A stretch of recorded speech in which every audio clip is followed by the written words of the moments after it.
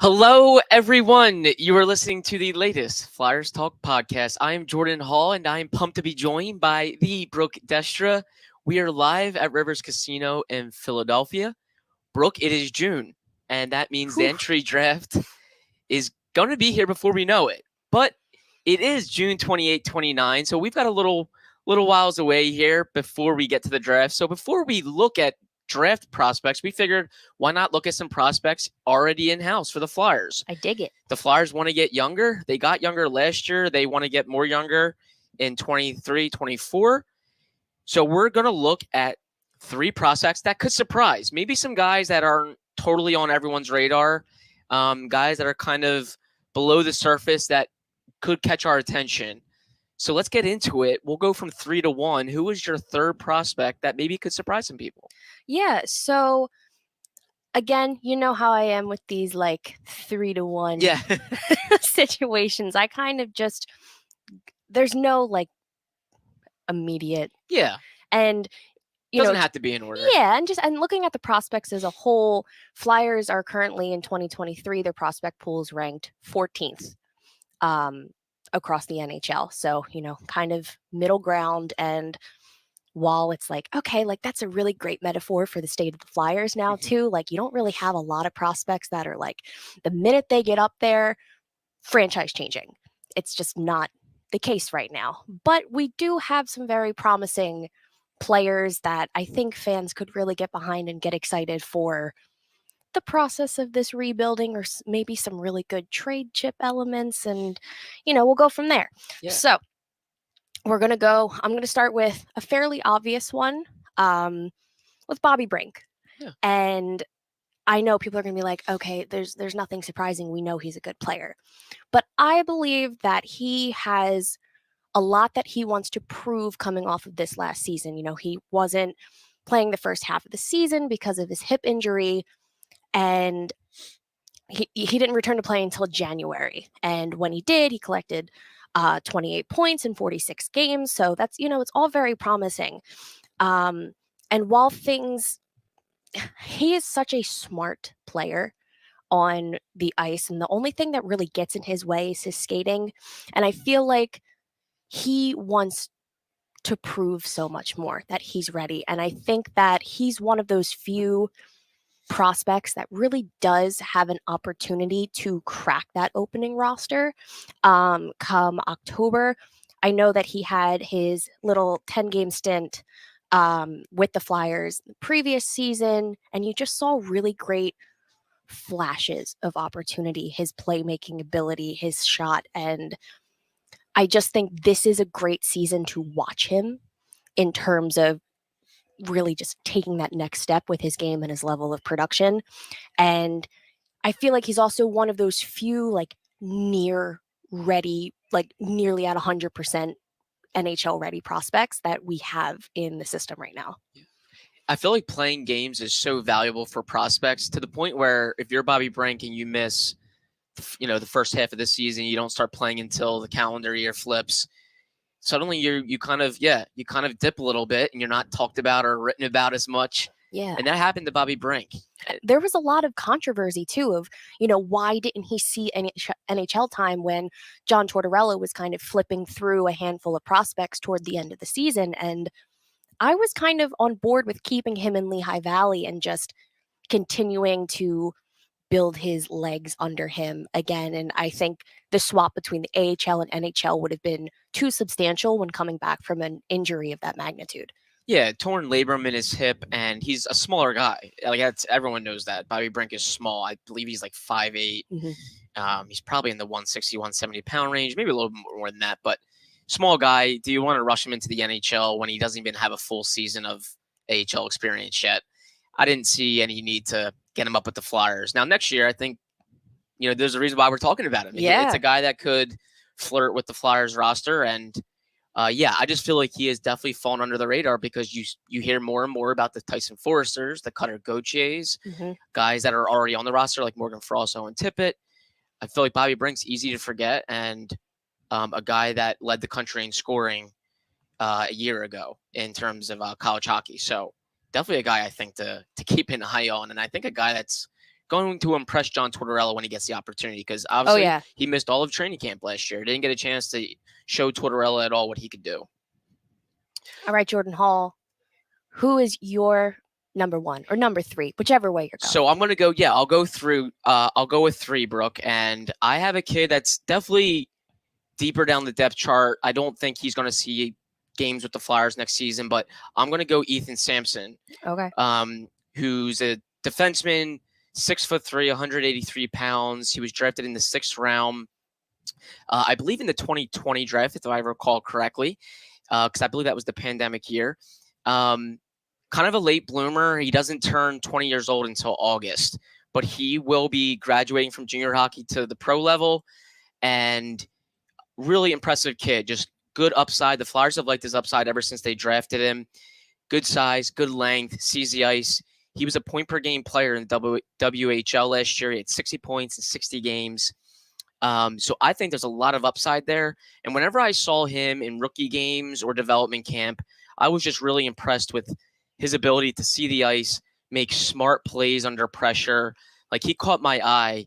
Typically, when you see prospects at his age that are in the lower rounds, you see some offensive upside, but you see them definitely kind of succumb to pressure in the defensive zone and kind of look rushed. He was just real solid and steady. I think there's a ton of promise there. So I think he's going to turn some heads down at Lehigh Valley. And maybe towards the tail end of the Flyers season, if they're not in the playoff race, which people probably aren't expecting them to be. No. Maybe, yeah, exactly. Maybe he gets a call up. Maybe he gets rewarded if he has a really strong year with the Phantoms. But I think he's a guy to keep an eye on with the Phantoms, and really to see what he can do in his first full year at the pro level. We talked to his junior coach, Mark Lamb, during last season, and he raved about him, said he has the full package, can play power play.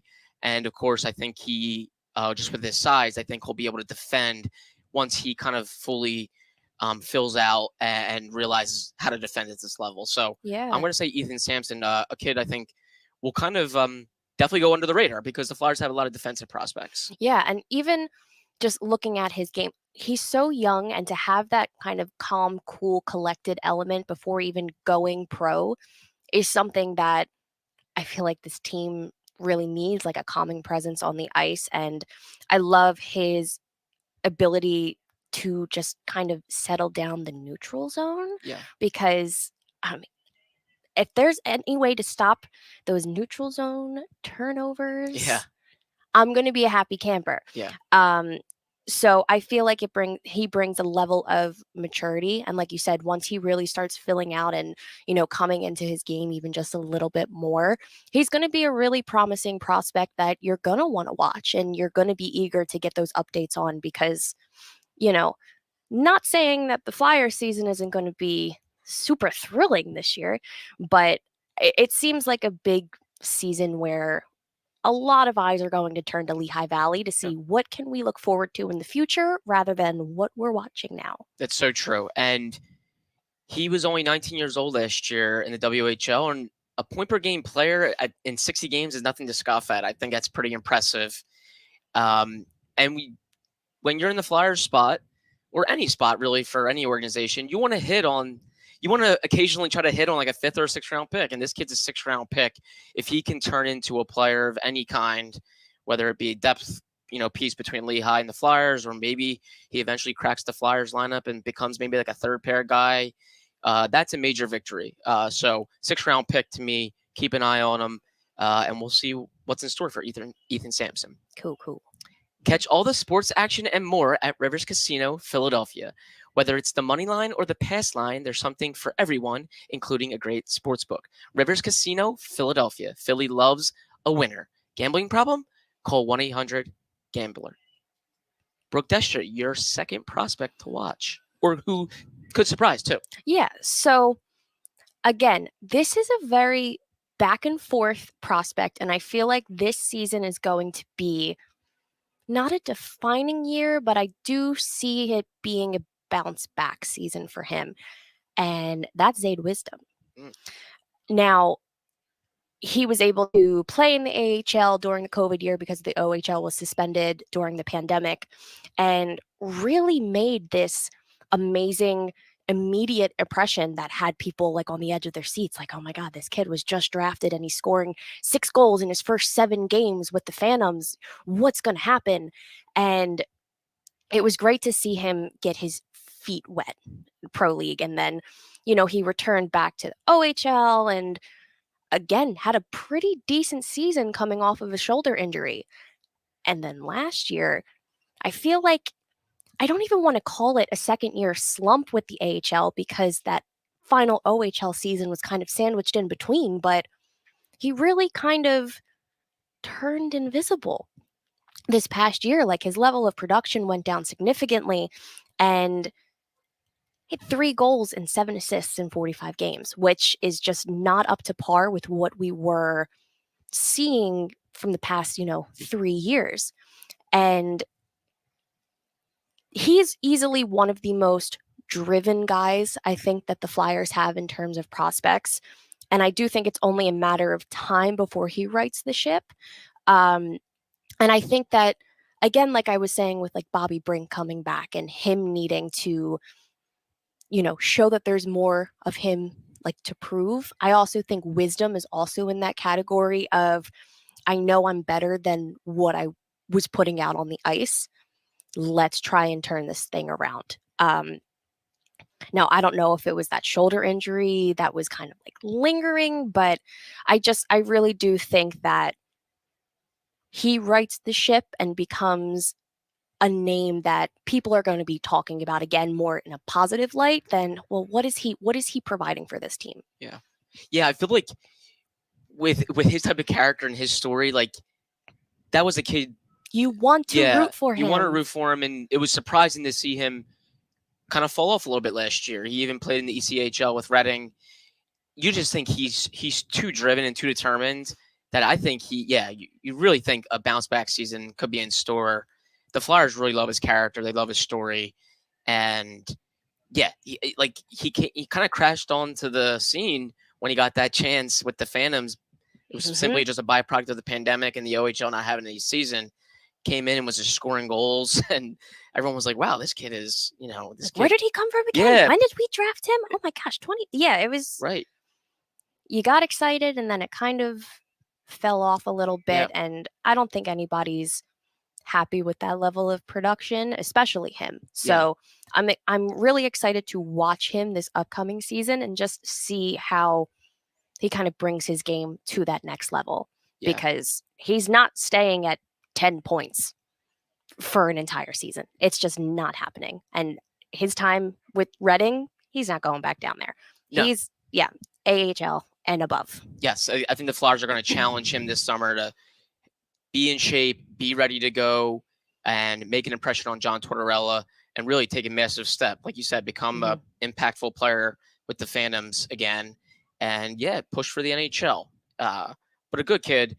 And you have to think that shoulder injury definitely sent him back a little bit. Missed a lot of time because of it. So now I think he's trying to regain his footing at the pro level. But I would not doubt a player like Zay Wisdom. Like, to me, be patient with him. I think he's got something to prove for sure. Oh, yeah. Brooke, my second prospect, I'm going to look at another defenseman. And the reason for that is because John Tortorella made a point to say he feels like the Flyers can get younger on defense. He feels like they have a lot of youth up front now. Not saying that they're not going to get younger up front, but he thinks the next area to kind of get some youth in there is defense. So I'm going Ronnie Attard. Had a really good year with the Phantoms. Led Phantoms defensemen in goals and points last year. He had 12 goals. In his draft year at the UCHL, he had 30 goals. Now, obviously, different level. USHL, definitely different, but 30 goals is definitely grabs your attention, and he proved that he can score a little bit. Yes. At the AHL level. So if the Flyers are looking to get younger on defense, Ronnie Attard, I think, is going to be a really good option for them. I love his attitude. He's always smiling. He's always positive. He works hard. You can tell he wants to defend at this level in terms of being physical and stepping in there. He even fought during the preseason last year against an NHL regular in Ross Johnston that John Tortorella said he thought Ronnie Attard deserved a couple more games after that. So I think he's a kid that's going to be knocking on the door, and one, they're going to maybe give some opportunity to. Again, has offensive upside, can score goals. The Flyers are always looking for offensive for goal scoring, and they want to get younger at that area. So I have a feeling righty shot, Rodney Yatter, going to be knocking at the door a little bit, and a guy that may surprise us. I feel like we hear a lot about Cam York and Igor Zamula, some other defensemen in the system. Ronnie Yatter, I think, could catch our attention, maybe open some eyes. Yeah, and I'm all on board for adding players who have the ability to score, but he's also really good at just getting in those clear shooting lanes that like he's got a really great eye at point, and you want to be excited for that, but also he's completely, how do I want to phrase this? He puts his position first. Yeah. And I think that, yes, it's great when you have a 200-foot player and you have a two-way defenseman that really wants to contribute offensively. But he knows if he's got to fall back and protect our blue line, he's going to do that. Yeah. And I feel like that's just something that we so desperately need right now, is that focus on your position. Yeah. And then when those like small opportunities come up where, you know, you can contribute offensively, like, yes, I do think it's going to carry over, you know, to NHL in terms of offensive production, but he's going to do his job first. And that's almost like a really big sigh of relief, you know, because whew, I want to. Well, you know, John Tortorella he's defense first a lot, right? Yes. He gets. That's why I'm team Torts. Yeah. It's you got to do the fundamentals first. You got to stick with the basics, especially when you're in a rebuild. Find the guys who fit the positions for what they're supposed to be. Right. And then you kind of branch out once everybody starts, you know, meshing and flowing. But yeah, I greatly enjoy Adard, his, like you said, his mentality and who he is as a guy really translates to his performance on the ice. And I think even in the sense of a rebuild, he fits in very nicely with this system. Yeah. So I think there's a pretty decent upside still to what we've seen even after this past year. And why I'm particularly interested in him is because I don't really know like what he projects to be at the NHL level. I don't know if he's a second pair guy. I don't know if he's a third pair guy. Could he be power play and that's it? Or could he not be a power play guy? Could he PK a little bit? I think the Flyers want to figure out exactly who he is. I think they're starting to figure him out with the Phantoms. Really good first pro year. And again, a guy that's going to, I think, help everyone stay positive and want to be a part of this, just the way he plays. But I think they want to figure out who he is at this level. I think he'll get the opportunity to show it. But Brooke Destra, your top prospect that could surprise, who is it? Jordan Hall. So again, touching on a prospect who in reality with the Flyers is pretty much a top guy, somebody that you're going to want to watch. We're going to talk about another defenseman, but it's going to be his first full pro year with the Phantoms. And I feel like maybe he kind of fell off the radar a lot because he played overseas, but we're going to talk about Emil Andre. Yeah. And I just want to say, Flyers fans, if you haven't watched his game, look out. Yeah. He's going to be a good one. Again, another left-handed defenseman, strong hockey sense, and he has a laser vision when working from the point. I mean, he's just able to act so quickly. He's like 3 or 4 steps ahead. And I do think that's going to translate significantly. Now, we did get a little sense he had a little 10-game stint with the Phantoms to wrap up the 2022-23 season. But again, it's his first full pro year and coming off of his time in Sweden. I just think that his game is going to translate almost seamlessly to the AHL. And I think that this is a prospect specifically that Flyers fans are going to fall in love with in terms of his level of aggression and his style of play. Because again, kind of like Adard, he's somebody who, yes, he can contribute offensively, but at the end of the day, defense is his number one priority. and he is going to lock all windows and doors and make sure that his position is secured before he's going off and, doing anything fancy, which he is capable of doing. Yeah. But yeah, he's a prospect that I think, again, fits so well and is able to work in transition and offer up some high danger chances because of it. And I feel like that's also something that Flyers fans really haven't seen lately, is creating those high danger opportunities. It's just kind of very mellow back and forth, and that level of aggression I think is really going to excite some people because he's bold and he's fearless and he's not afraid to kind of cause a little chaos. Yeah. So I'm taking it and I'm running with it Yeah. because any kind of excitement we have on the ice in the next couple years, woohoo! Yeah, no, and I feel like a lot of Flyers fans probably haven't gotten a chance to watch him play because he played in Sweden, he played overseas. You just don't get a chance to watch him on television as much. So I think everyone's very eager to see what kind of player he is. I think he'll be worth the trip to Allentown to see him with the Phantoms, and his size caught. His size, I think, opened a lot of eyes, not for the good reasons. He's 5'8", 5'9". He's very small for a defenseman.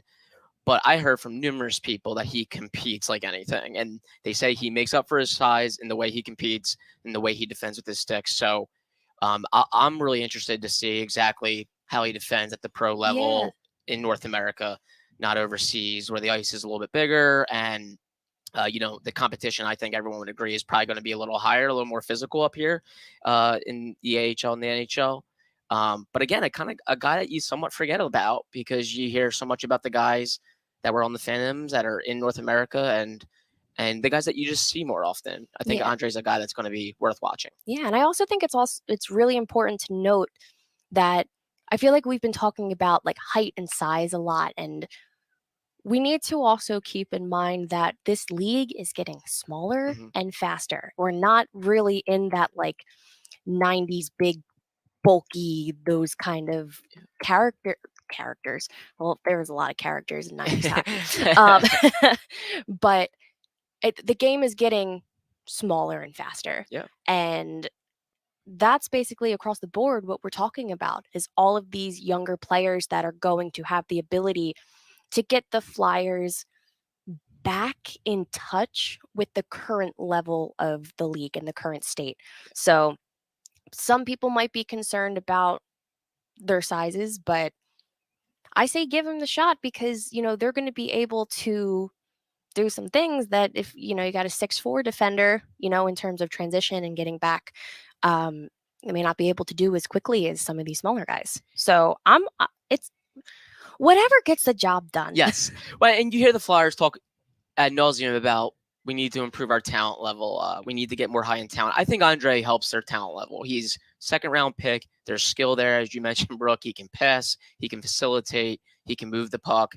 So I think he improves their talent level, and that's important. I think I couldn't agree more. Sometimes you have to put the size thing aside. It's nice when a guy's 6'4" and he's skilled, but Danny Briere, the GM of the team, is a pretty good example of size didn't matter as much. Hockey IQ and doggedness and all that stuff probably mattered more, and that's why he was successful. Yeah. All right, Jordan Hall. Brooke, my number one is is a forward this time. I went with two defensemen before. I'll go Elliot Desnoyers. Okay. I think he's a guy that the Flyers have been super high on.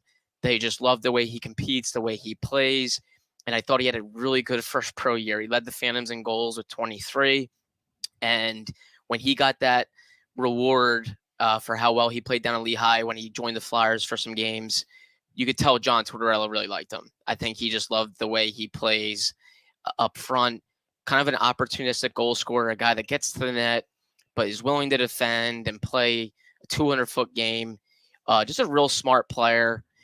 Fifth round pick. Again, these are guys you hope to hit on and find some diamonds in the rough. Excuse me for the cliche, but sometimes you got to find guys in the fifth and sixth rounds and hope you hit on them to kind of push the rebuild forward. I think Desnoyers is going to really push.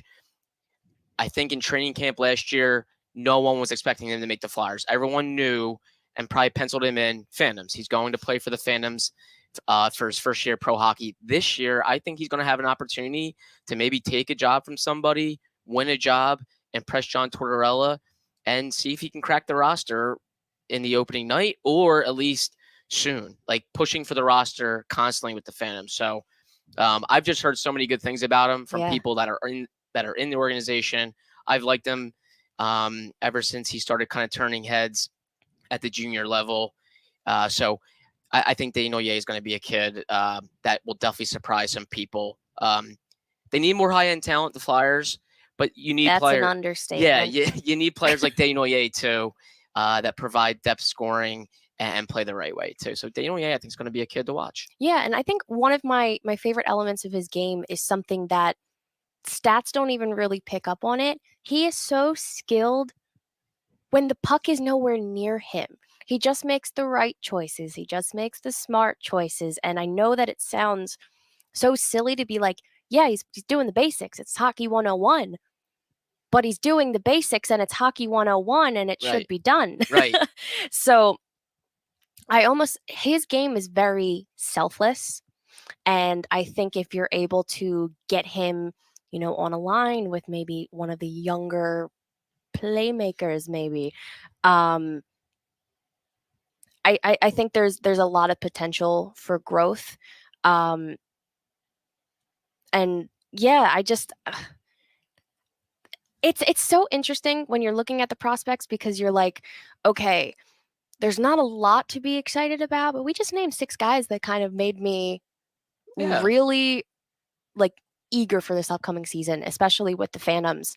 And like you were saying, like these are names that are really going to maybe draw a decent crowd up to Lehigh for a handful of games to kind of watch the future. And I'm already kind of looking forward to, the rookie games come, training camp and just all of these like limitless possibilities. And like I said, at the end of the day, even if all 6 guys don't see the roster, you got some really great chips that might, sway the cards in terms of bringing in that kind of top production player that the Flyers so desperately need sooner rather than later. And I like that we had a glass half full kind of podcast today. Yes. Like I feel like I feel like it's been not doom and gloom, but it's very, gray area. Yeah. And talking about prospects kind of does get you excited. Yes, it's not an immediate fix overnight, but it gets you excited for what is to come and what's there. And thank you, youth. Yes. Yeah. And I think we've said, a lot of people doubt, where the Flyers stand and they lack talent and all that stuff that we've said a ton. But I do think they have some better ingredients than what they get credit for. And, I'm a big believer that like prospects are prospects until they become players. And these kids that we all mentioned have to become players before you can really praise them and say the Flyers, were great in drafting them or acquiring them, however they did. But they have some decent kids, and they're going to be drafting at number 7 in June. So they're going to they're starting to add more talent again, and they do have some players that can potentially help them. Desnoyers might, he might have a ceiling of like a second line guy. Maybe he projects as like a third line guy, but I don't want to I don't want to mislead people. I don't think he's like a checker or a grinder. No. He can score a little bit. I mean, when he was in Halifax a couple years ago, his final junior year, he had 2 4-goal games. And it wasn't just flash. It was like going to the net, scoring the way you score in the NHL. 2 4-goal games. He put up 23 goals last year in his first year of pro hockey for a Phantoms team that went to the playoffs. So, a kid that can score, but also I think will win the trust of John Tortorella. Tortorella probably wants guys he can trust if he's going to put a kid out there.